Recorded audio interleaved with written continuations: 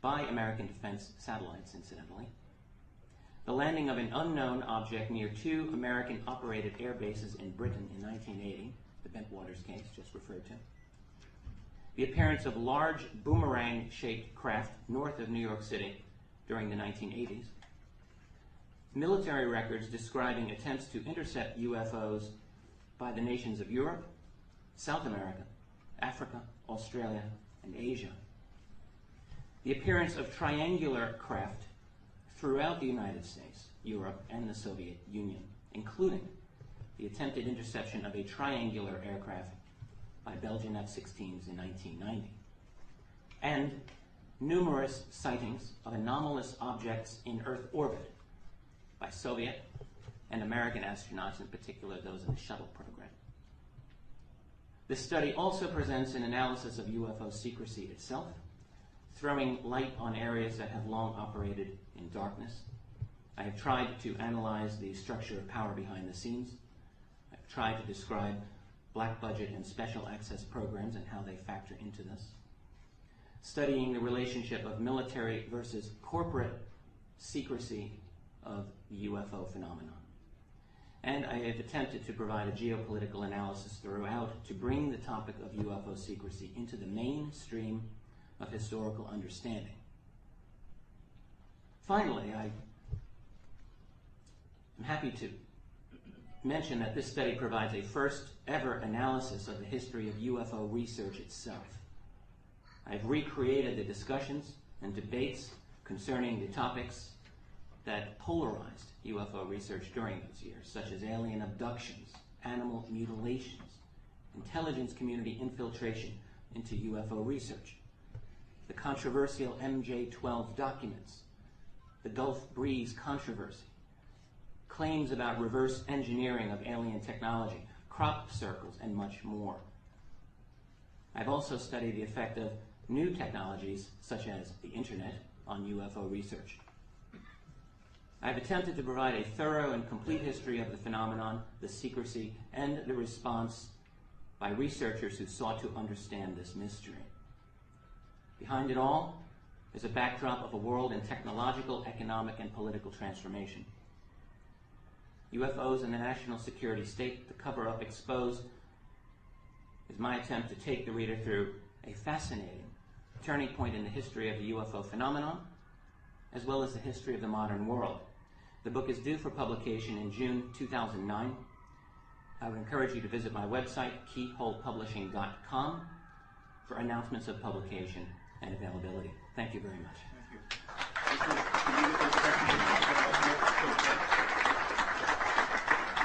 All right, the press releases for the book will be up here. Please, the key press, the working press, please, not the attendees, take those. I'm going to do an personal indulgence at this time, since it's appropriate given his book, and to also make an announcement myself. As of about, I don't know, it's been about 10 days, Grant Cameron, Canadian researcher, wonderful fellow, good friend, who for the last 11 years has been researching the intersection of this issue and all of the United States presidents back to Roosevelt, and has compiled through many hours in the presidential archives and the national archives a very substantial dossier regarding that. And I have been in a co-author mode for a number of years, attempting to get this book published. We attempted to do it in 2003 and were turned down by every New York publishing company. As of 10 days ago, we were signed up with Overlook Press in New York, which is run by publishing legend Peter Mayer, former head of Penguin Books and Avon Books. They're very excited, and they have offered a full release of the book, which will be U.S. Presidents and UFOs, The Untold Story, probably. And this will be written by Grant and myself, and it will cover that topic. And the key sections of that book will focus on the Clinton administration and the Carter administration. There are many people in the book connected to the issue who are living and still involved in public service. They include Jimmy Carter, Marcia Smith, former President H.W. Bush, former President Clinton, current Secretary of State Hillary Clinton, Governor of New Mexico Bill Richardson, former head of transition and former chief of staff to Clinton John Podesta, Melvin Laird, Sheila Widnall, former head of the Office of Science Technology Policy Dr. John Gibbons, and others. We will make every effort to interview these people so that they, one, can provide their own first-hand account of what we are writing about, and also to ensure that we get it right. And so we are certainly looking forward to having the opportunity to interview these individuals regarding this subject. I hope that perhaps they are looking forward to it too. I guess we'll know soon enough.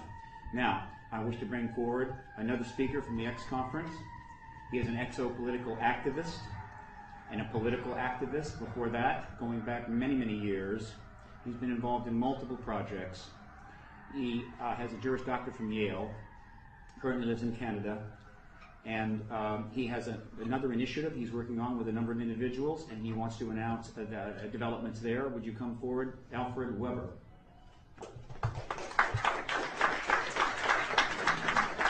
The press releases on this are going to be up here as well. You can come and get it later.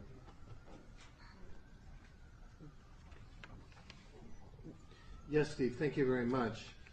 I'm Alfred Lambermont Weber of the Institute for Cooperation in Space, and I'm making this statement on behalf of a citizens' initiative led by Ambassador John McDonald of the Institute for Multi-Track Diplomacy, who's here with us, as well as Dr. Michael Sala of the Exopolitics Institute, who is with us, and Victor Vigiani of Exopolitics Toronto, who's present in the room also.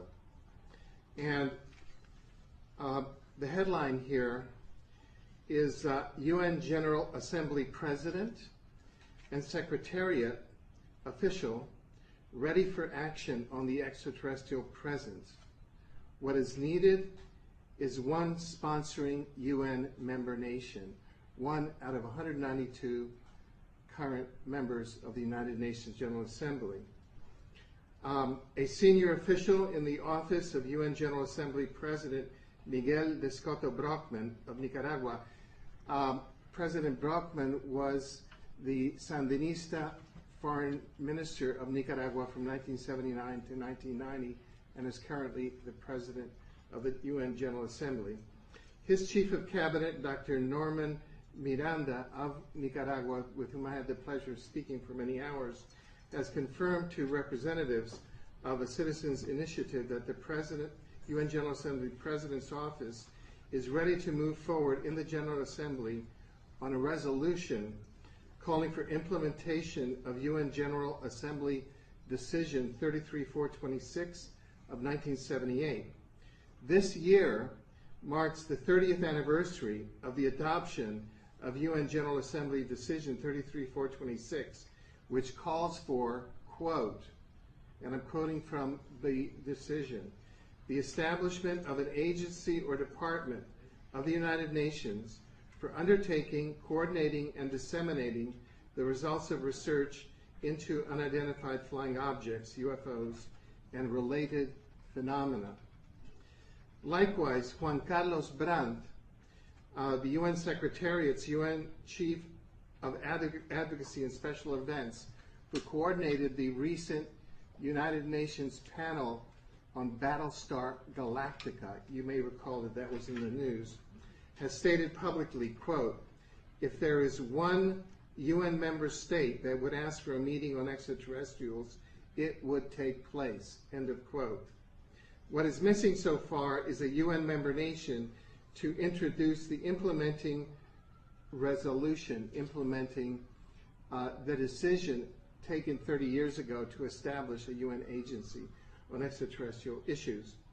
Grenada and its forward-looking Prime Minister, Sir Eric Gary, was instrumental in sponsoring and ensuring the passage of the 1978 Decision 33426. Now, in recent years, UN member nations have begun to unofficially release, as has been stated here, some of the secret files related to unidentified flying objects and extraterrestrial civilizations. These include Mexico in 2004, Brazil in 2005,